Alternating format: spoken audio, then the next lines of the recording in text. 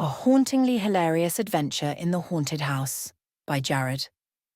On the night of July 4th, the air was thick with anticipation and the sweet scent of fireworks waiting to burst into life. Friends gathered under the twinkling glow of stars, their chatter mingling with the late evening breeze, and the warm sound of laughter echoed through the trees along the walking trail. Tommy, Christopher, Gregory, and Sally had set up a small fort they'd built from fallen branches and discarded picnic blankets. "Are you guys ready for the ultimate dare?" Tommy challenged, the spark of mischief lighting up his eyes as he leaned forward, as if sharing a grand secret. "I don't know, Tommy. Remember last time?" Sally chimed in, biting her lip nervously. "We ended up running from that skunk for half an hour." "Come on, what could possibly be worse than that?" Tommy chuckled, dismissing her concerns. "We have to go check out that old abandoned house behind the clearing." That house had long been the subject of wild rumors that circled through their small town. It was said to be haunted, the remnants of a long-forgotten time, and filled with the spirits of those who had tried to escape the grip of the satanic weight-loss camp that had operated there several decades ago.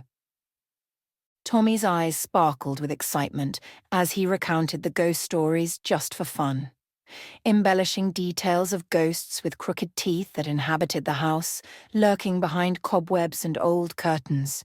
It was meant to be funny, but an underlying fear clung to each word. "Greg's brother always says it's true," Christopher added, his voice a low whisper. He visibly shivered at the thought. Gregory nodded solemnly, his big brother's words weighing heavily on him. "Yeah, and his friends say they've seen a vampire there too," Gregory chimed in, his voice a blend of fear and enthusiasm. "No way," Sally said skeptically, rolling her eyes. "Vampires aren't real, but I do think something creepy is going on there." "No guts, no glory." "Let's go, come on," Tommy called out, already standing and dusting himself off, ready to charge into the dark unknown. The others hesitated, glancing back at the flickering campfire where the warm glow of their friends remained, laughter echoing faintly through the trees. After a few moments of shared glances and murmured promises to stick together, they reluctantly decided to embark on the adventure. The faint sound of fireworks echoed in the distance, marking the celebratory atmosphere as they made their way down the trail. Shadows danced around them, the tall trees looming like ancient sentinels as they neared the haunted house. As they approached, the old structure creaked and groaned, its faded paint and broken windows adding to the eerie ambiance. The air grew heavy, each breath visceral with apprehension. A pale moon shone overhead, casting long, ghostly shadows that seemed to reach for them. "All right, here we go," Tommy breathed, edging closer to the porch. The boards creaked under their weight, each step agonizingly slow. Suddenly, a shape darted across the lawn, a dark shadow that seemed to slip behind the house. "Did you see that?" Christopher gasped, barely concealing his fright. Sally clutched Gregory's arm, her heart racing. "What was that?" "It's probably just a cat," Tommy declared with a bravado that was starting to falter. As they crept closer, the door of the old house swung open slowly, the rusty hinges protesting with a screech that echoed in their chests. They huddled together, the light from their flashlights flickering uncertainly as they entered the threshold. Inside, the air was musty, thick with the scent of dust and decay. Old furniture was strewn haphazardly, draped in dusty sheets, remnants of past lives filling the rooms. Pushing further into the darkened hall, they discovered a room adorned with half-melted jack-o'-lanterns leering at them from every corner. Their crooked teeth seemed to grin in a mockery of cheer, and the shadows twisted unnervingly in the candlelight. "Maybe we should turn back," Christopher urged, his voice trembling. "No way," Tommy insisted, his bravado returning slightly. "Let's just explore a little more." Gathering their courage, the group moved deeper into the house, passing through cobwebs that draped across the doorways like ghosts welcoming them.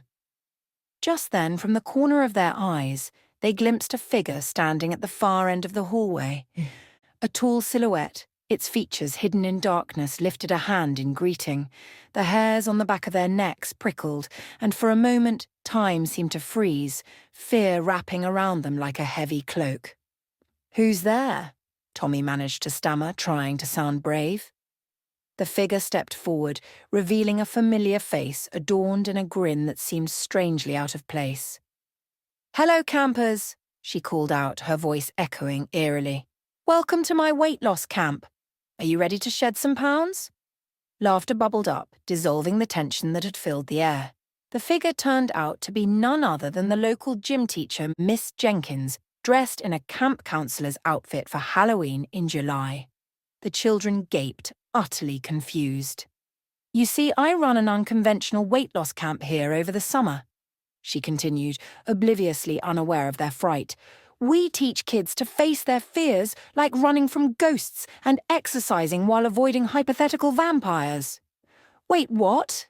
Gregory exclaimed, astonished. "Is this some kind of weird prank?" "Not at all," Miss Jenkins laughed, her crooked smile revealing bright white teeth. "I just figured why not invite some kids to get fit while having fun? You don't mind a few ghost stories along the way, right?" As Miss Jenkins spoke, she led them down a back hallway into a brightly lit room filled with colourful posters, jack-o'-lanterns decorating the space in an oddly cheerful manner. It turned out to be a fitness centre, complete with a treadmill shaped like a haunted house and weights penned in by inflatable bats. "Who would have known that creepy old house was a summer weight loss camp?" Tommy remarked in disbelief.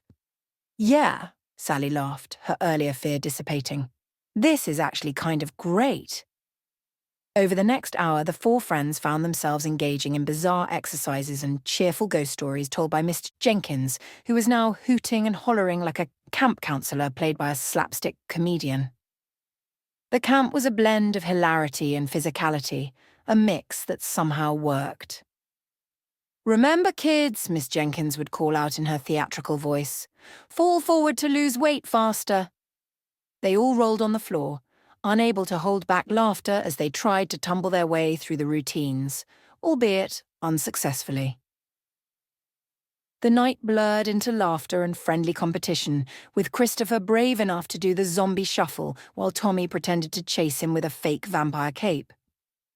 They all exhausted the last of their fears as the ridiculousness of the situation continued to unfold. When they eventually made their way back outside, the glow of fireworks filled the sky above, illuminating the wonders of the night in brilliant colours. They stood together, memories bubbling in their chest, smiles plastered across their faces, and laughter mingling with the crackling sounds of fireworks. Who would have imagined the scariest house in town would actually lead us to an epic adventure? Tommy asked, wide-eyed and grinning. "Exactly, I'm signing up for camp next year," Sally exclaimed. As they walked back towards their friends at the picnic, they glanced over their shoulders at the old house, now lit with the warm twinkling of fairy lights they hadn't noticed before. It felt less daunting and just a tad more welcoming. After all, who would mind being haunted by friendly fitness ghosts and laughter on a night like this?